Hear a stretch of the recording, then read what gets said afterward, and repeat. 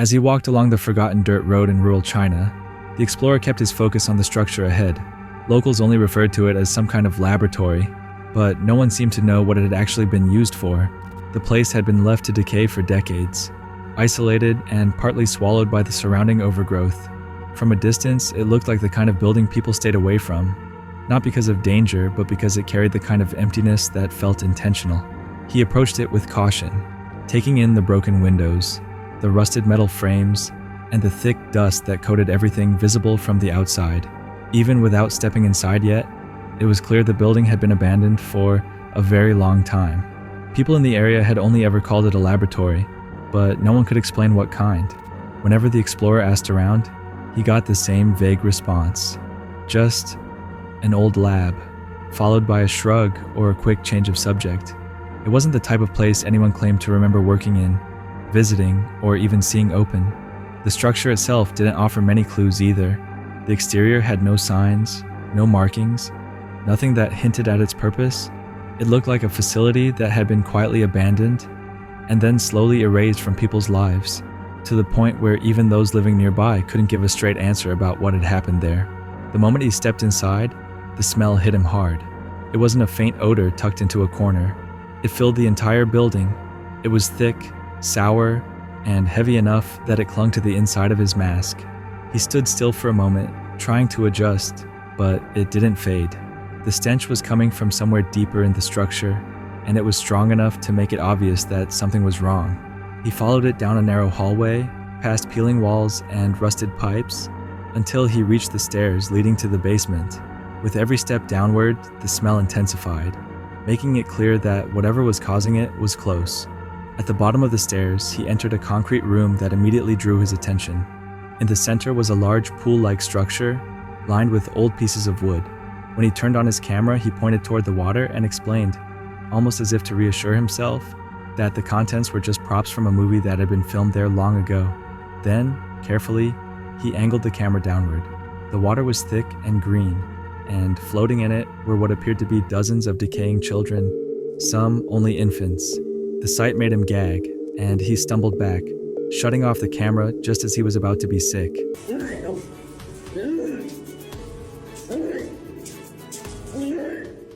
The video spread quickly across Douyin, and reactions were mixed. Some viewers accepted his explanation that the bodies were just abandoned movie props. Others immediately assumed the scene was staged, pointing to the editing and his reaction as evidence it was fake. A smaller group of viewers were unsettled. The bodies looked too realistic, with varying stages of decomposition, and the smell he described made it seem impossible for them to be mere props. Questions began circulating. If these were just props, why did the room smell so overpoweringly foul? The video had already sparked debate, and the more people examined it, the less certain anyone became about what they were actually seeing. A few viewers focused closely on the stench. They noted that if the figures in the pool were made of rubber or plastic, there was no way the smell could have been so overpowering. The intensity of the odor, combined with the apparent stages of decomposition, suggested that something very real, not a set prop, was present. These viewers began to doubt the movie prop explanation, raising the first serious questions about the authenticity of what he had filmed.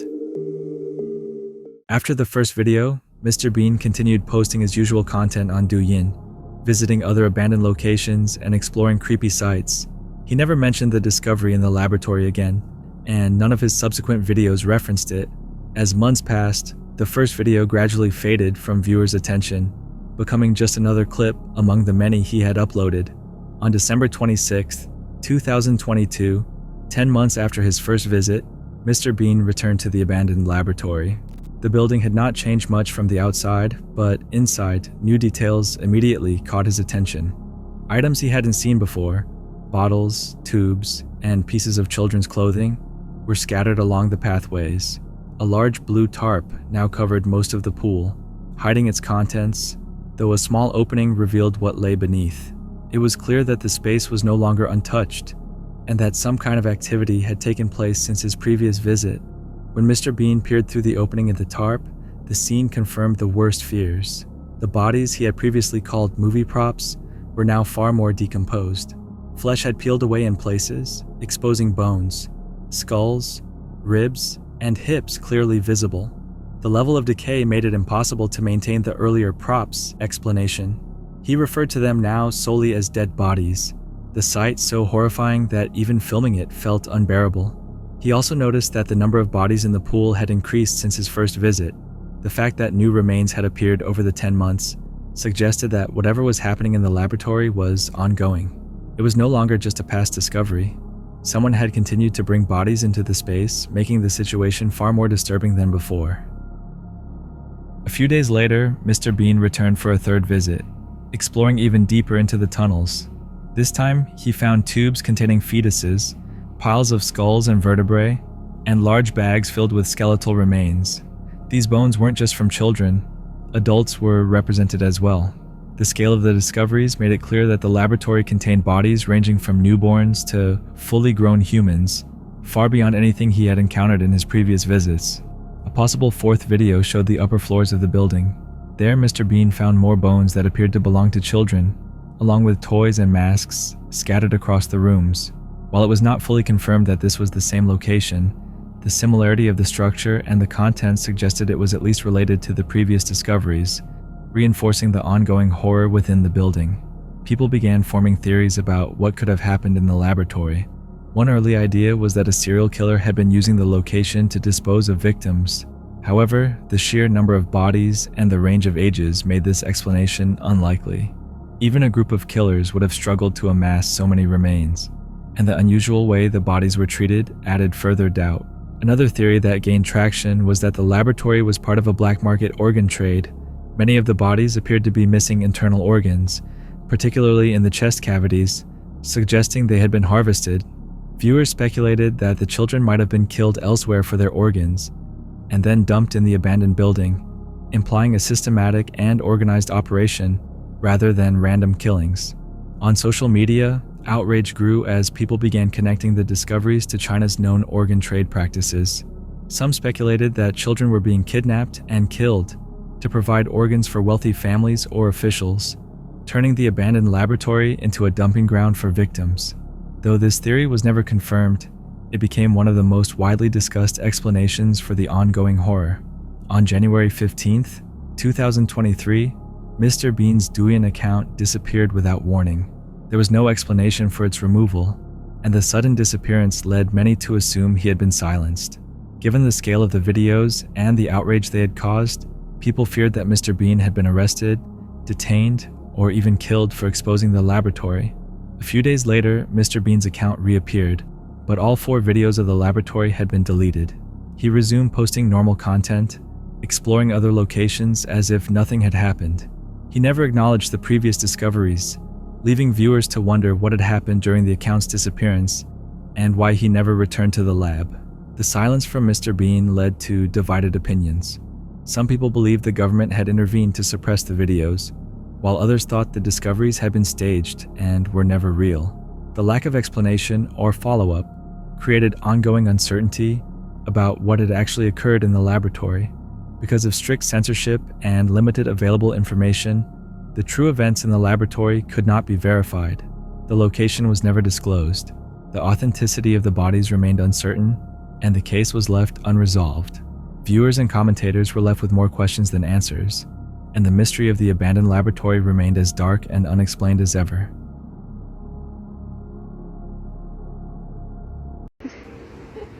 Hello everyone, I'm Sarah and this is my dad Patrick. We love to dance together. And lip sync.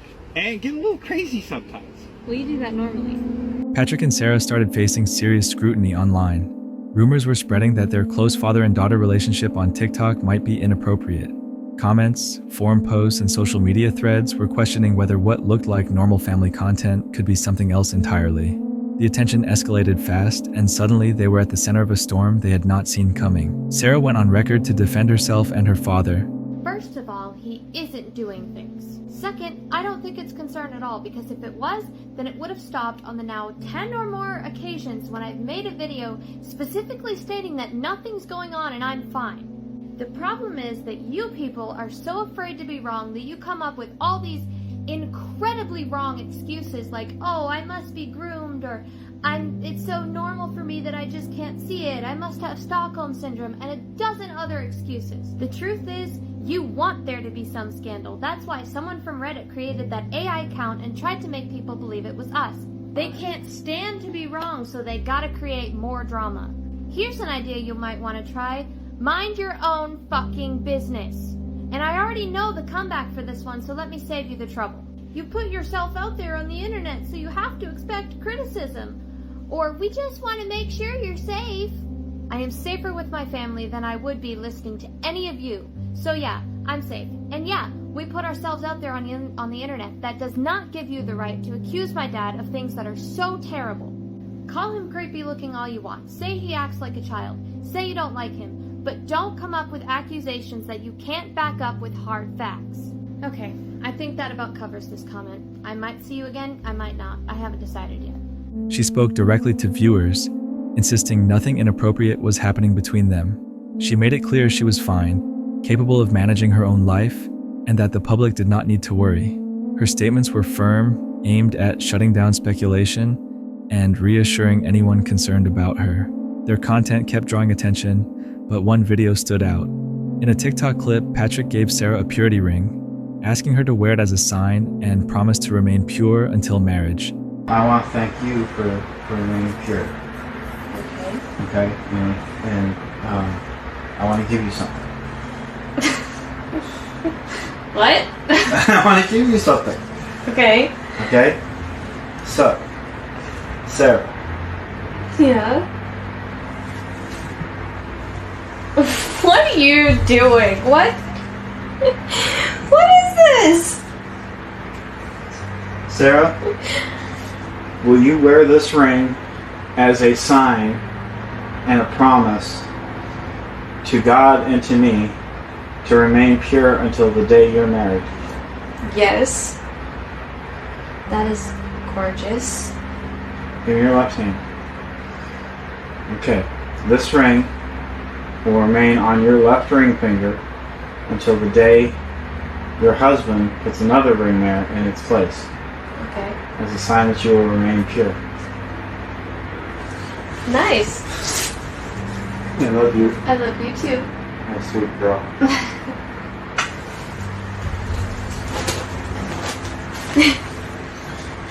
I like it. He explained that it would stay on her left ring finger until she got married, framing it as a religious and moral gesture. Sarah accepted the ring on camera and responded affirmatively to her father's instructions. The video went viral. People started scrutinizing Patrick and Sarah's behavior, questioning their physical closeness. Hugs, hand-holding, and general comfort, which had seemed innocent before, now raised suspicion. The purity ring video became a turning point, turning casual interest into serious public scrutiny. As attention grew, connections began surfacing between Patrick and Sarah, and an AI account called Ariella Brigman. That account was suspected of posting adult content, some with themes similar to what surrounded the father-daughter duo. Observers also noted that Ariella Brigman promoted a book by Patrick and Sarah, suggesting a link between them and the AI-generated content. This added another layer of suspicion. Further digging revealed a Literotica account posting father-daughter fantasy stories, which Reddit users suspected Patrick ran. Patrick denied involvement at first, but evidence mounted online. Hey guys, so I got a message on Instagram from somebody who wanted to try to show and see if Patrick in any way was connected to the website. So she decided to take email addresses of his and try to create an account to see if any of these were being used. She went through most of them, and I guess the one that said email already in use is his gaming email address. So I went to his gaming Facebook account to make sure that it really is his, and this is what I found. This is straight from his gaming Facebook profile, horrifiedgaming@gmail.com, which is the same as this email address when you try to make an account on this account. So take it however you want. I'm sorry to say, but the dream team is gone. We just couldn't post content together anymore knowing how people saw it, especially with the latest bull they're trying to spread. All the rumors are false, but there's nothing I can do. People are going to believe it, and I can't stop them, so we're done creating content together. So, welcome to the new me. I'm going to fly solo from now on. Don't get me wrong, I still love my dad. He will always be my best friend and biggest fan, but I think flying on my own is best. Sarah claimed she had moved out to live independently, but examining her videos closely suggested otherwise. Shots meant to show her new apartment were limited and tight, and comparing visible details with Patrick's house revealed matches. Furniture, cooking utensils, layout, all pointing to her still living nearby. The apartment looks like the one my family used to live in. Duh! It's an extended stay. They all look pretty similar. So because it looks similar, and it's an extended stay, I must be lying. What reason do I have to lie to you punk-ass bitches? I'll never see any of you in real life, so what does it matter?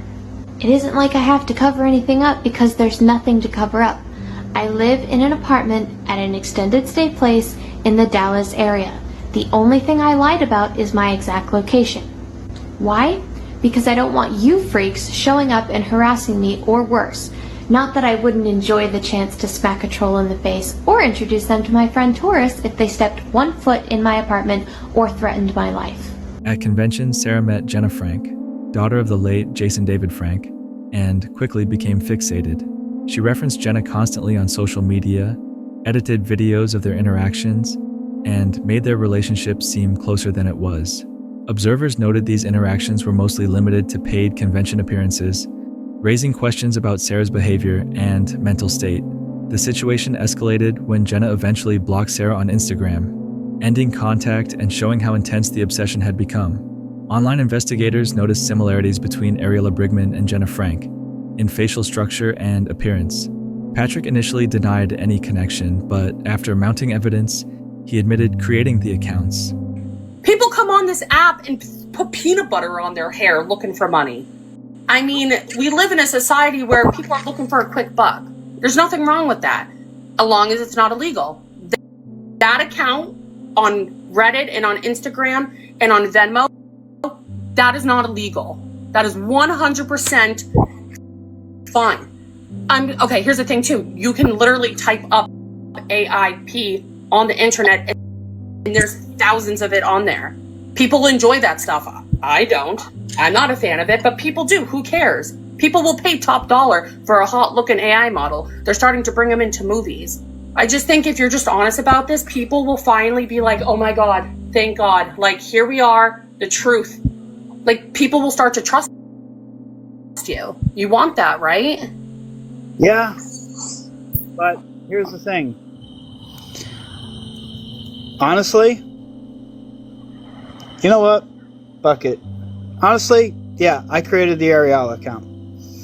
I made that account. Patrick, thank you. You have been set free, man. You're set free. Doesn't that feel good? Sarah, give your father a hug. Give that man a hug, because that is the most amazing thing you could have done for yourself. Really, I'm air hugging you. Good job. Seriously. I will tell you, I am 100% not create literotica. I believe you. No way. I would never go that far. This confession directly linked him to the AI-generated content and confirmed he had been deceptive. Patrick also admitted to writing adult-themed fiction under the Ariella Brigman name. He said the stories were fictional and created to attract attention and generate income. He claimed it was for profit, not personal gratification, but the existence of the stories added another disturbing layer to the pattern of deception around him and his daughter. After Patrick's confession, both he and Sarah deleted the Dad and Daughter Dream Team TikTok account and their personal accounts. Even so, speculation continued that they remained online under other identities. Given their history of running multiple accounts, observers believed it was likely they were still posting, though new accounts hadn't been identified. Patrick admitted some choices were bad, especially creating the Ariella Brigman accounts, but he denied any wrongdoing beyond what he confessed, saying he never harmed his family or did anything else improper. He stressed that while he took responsibility for his mistakes, he wouldn't accept false claims about actions he didn't commit.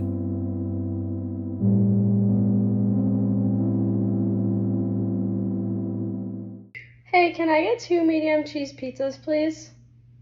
This is 911, not Domino's. You do understand it's a federal crime to prank call 911, correct? Yes, I understand, but I don't think you're understanding. Late 2024, a TikTok trend blew up where people roleplayed as a woman in distress calling 911 to order pizza. The dispatcher always sounded confused at first, but eventually realized the call wasn't really about pizza. It was a cry for help. The trend went viral, racking up millions of views and thousands of interactions. But the real story behind it is far crazier and darker than anything anyone online could invent. In November 2019, a young woman in Oregon, Ohio found herself in immediate danger. She was at home when she witnessed her mother being violently assaulted by a man. The situation was too dangerous to speak freely. Any attempt to call for help directly could alert the attacker. Fearful for her mother's safety, she knew she had to find a way to get emergency assistance without tipping off the assailant. Thinking quickly, the young woman dialed 911. When the dispatcher answered, she pretended she was ordering a pizza. Oregon 911. I would like to order a pizza at... You called 911 to order a pizza? Yeah, apartment. She gave her home address as part of the order, speaking normally enough to avoid drawing the attacker's attention. The plan was simple, but risky. Get help without revealing the emergency out loud. Every word had to sound like a regular pizza order, even as it carried a hidden message for the dispatcher. On the other end of the line, dispatcher Tim Tanaik initially assumed the call was a prank or wrong number. Hearing someone placing a pizza order through 911 was unusual, and at first he treated it like a mistake. In that moment, there was a real risk that help might not arrive. The call could have been dismissed entirely if he didn't pick up on the subtle signals. The inconsistencies didn't make sense for a normal pizza order. Gradually, he realized that this was not a prank, but a disguised plea for help, and the urgency of the situation became clear. This is the wrong number to call for a pizza. No, you're not. I'm getting you now. Are the guy still there? Yep. I need a large pizza. All right. How about medical? You need medical? No. With pepperoni. Throughout the call, the young woman maintained the pizza ruse while answering yes or no questions from Tanaik. She described the order in a way that sounded normal, even as the attacker remained in the home, within earshot. Every response had to be measured, giving enough information for the dispatcher to understand the emergency without alerting the assailant. You see it on Facebook, but it's not something that anybody has ever been trained for. We're just trained to listen. Tanaik had never been trained for a situation like this, but he relied on experience and intuition. Turn your sirens off before you get there. Caller ordered a pizza and agreed with everything I said that there's domestic violence going on. Once Tanaik understood the severity of the situation, he dispatched officers to the home, but instructed them to arrive without sirens. The goal was to prevent the attacker from realizing that police were coming, which could have escalated the violence. Officers navigated to the address carefully and quietly, relying on the information the dispatcher had gathered through the disguised call. When the officers arrived at the home, Simon Lopez was still inside. They immediately detained him, interrupting the assault and securing the scene. Simon Lopez was formally identified and charged with misdemeanor domestic violence. The Oregon Police Department incorporated the call into dispatcher training as an example of recognizing hidden distress. Leadership emphasized the importance of listening carefully, adapting to unusual situations, and keeping callers safe. The incident became a reference point for both emergency response procedures and public education, showing how quick thinking and attentive dispatching can save lives. Other dispatchers that I've talked to would not have picked up on this. They've told me they wouldn't have picked up on this. She won't dig me the knife. He'd pick up little kids like he was trying to help them. But then he'd anally rape them. He want to take a 14 years old boy. He want to take him to his place. Not by asking, by force. He was forced Abdul to fuck him. And the children was almost 12, 13 years old. That's how he used to touch us. When he raped me, he was holding a knife. At first he wasn't, but then he took it out. The man said to have committed these atrocities is Jakub Jahl, a Czech YouTuber who was studying religious stuff and spent a few years volunteering in Tanzania between 2020 and 2022. He wasn't just popping in for a quick trip either. He kept going back, which is why his name ends up tied to both the charity work and the mess that followed.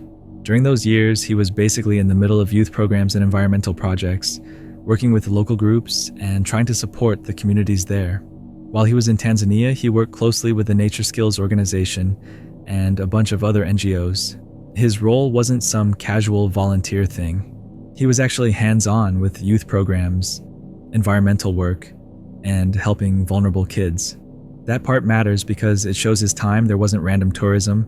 He was tied into actual structured work with real responsibilities.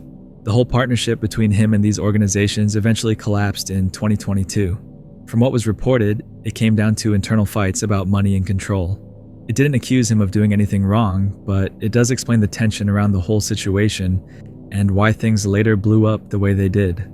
Then, in late 2022, a teenage girl in Moshi, referred to as Violet, accused him of a sexual abuse allegation. That's what kicked off the serious allegations and brought the police into it.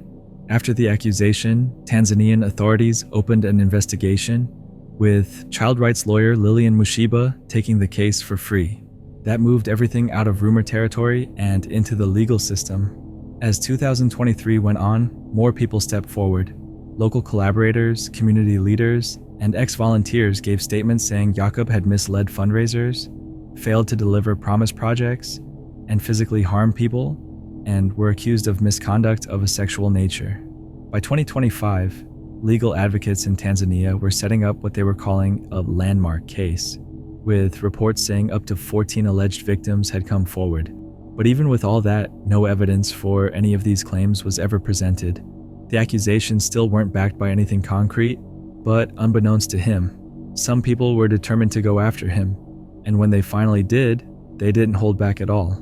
Around the middle of 2025, a full-on smear campaign against him started showing up online.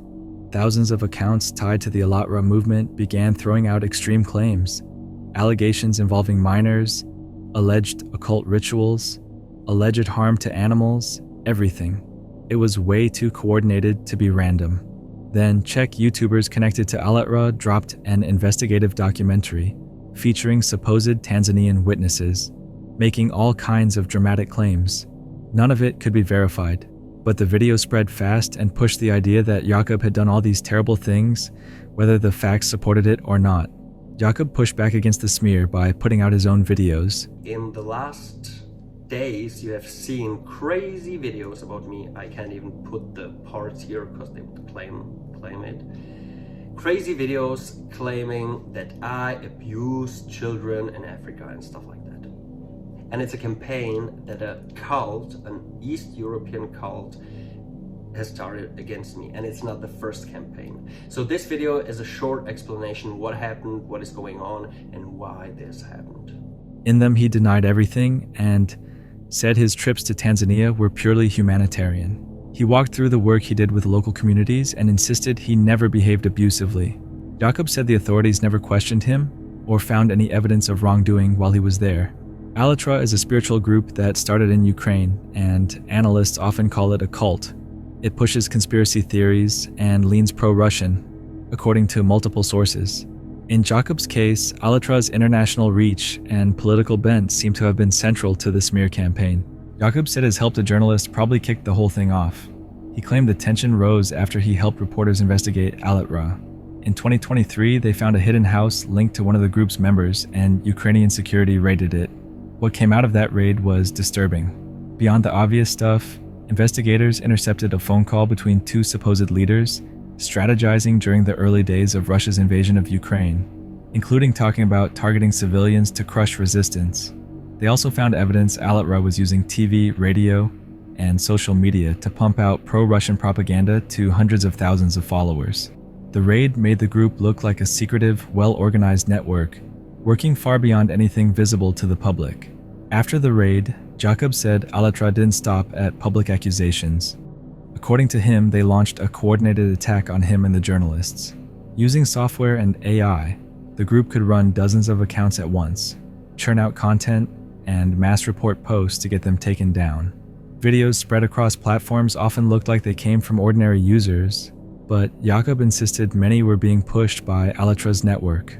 The operation's scale and coordination made it clear he was being deliberately targeted and that anyone questioning their story was being silenced.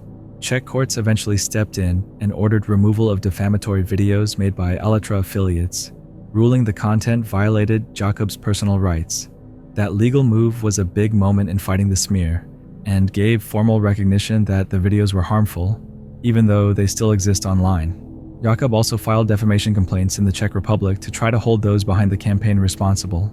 Right now, the Tanzanian probe is ongoing and no trial has taken place, so while allegations exist, Jakub hasn't been convicted and the situation is unresolved. Czech authorities have effectively cleared him at home. The police found no evidence supporting the smear video's claims, but public opinion hasn't really forgiven him. Looking at the whole thing shows how easily people accept what they see online without checking. Most viewers grab headlines, short clips, or viral posts and move on without digging for facts. Jakub's case is the perfect example. A messy, complex story turned into a simple narrative people believed without research. It's a blunt reminder how powerful coordinated online campaigns are at shaping public opinion. Step by step, I started to notice something obvious. The accusations against Jakub were recycled. The same claims kept showing up on different platforms, sometimes juiced up a bit, but rarely with new evidence or verifiable facts. The repetition made the whole thing less believable. What began as a shocking exposé started to look more like a manufactured narrative meant to confuse and discredit Jakub, rather than to uncover the truth. At this point, I couldn't say for sure that Jakub was innocent, but the pattern was getting hard to ignore. It really started looking like Alatra went after him after the house raid, and that the smear campaign wasn't some organic thing. The whole narrative that grabbed my attention at first now felt shaped, and the disturbing allegations that seemed so straightforward were suddenly mixed up with signs of deliberate misinformation. Around the same time as the raid, things inside Alatra were shifting. One of their leaders, Igor Mikhail Danilov, reportedly ran off to Slovakia. When I checked their site, the list of representatives was completely different, and a new president named Marina of Tanova was on the front page. The group seemed to be quietly rebranding, switching its public focus and not really addressing anything from before. It looked like a move to bury past issues while presenting themselves as more neutral and climate-focused. Putting everything together, it was hard not to feel like Alatra was covering up previous scandals on purpose. The new climate projects and volunteer programs they were suddenly highlighting felt like a distraction from the house raid and the smear campaign targeting Jakub. I couldn't confirm every single piece, but the secrecy, the rebranding, and the synchronized messaging all pointed to a group trying to manage its public image and hide what actually went down. And about the Tanzania case, I'll keep an eye on it and update you whenever something major drops.